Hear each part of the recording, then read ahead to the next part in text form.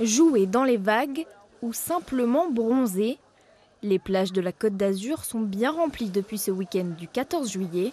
La saison est lancée avec des vacanciers qui viennent de loin, surtout pour une chose.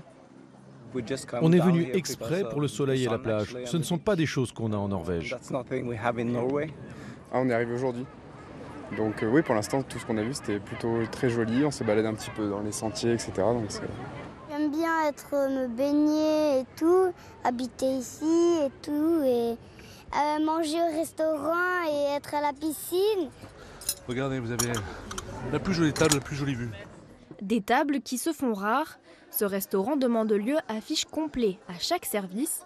Pourtant, le début de la saison était en demi-teinte, 30% de chiffres en moins par rapport à l'année dernière, peut-être dû à la canicule. Il fait meilleur, donc les gens sont un peu à la plage, on travaille très bien, midi, soir. Voilà, ce week-end a été assez parfait, on va dire. Il faut que ça continue dans la longévité et je pense qu'on va très bien travailler à partir de maintenant, du 14 juillet, au minimum jusqu'au 15 août. Même son de cloche du côté des hôtels. Non, malheureusement, on est complet.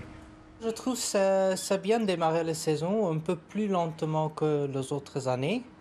On a plutôt travaillé plus avec le commerçant et le vacancier c'était un peu moins. Mais je pense que ça va tous arriver quand je vois comment les réservations rentrent. C'est bien.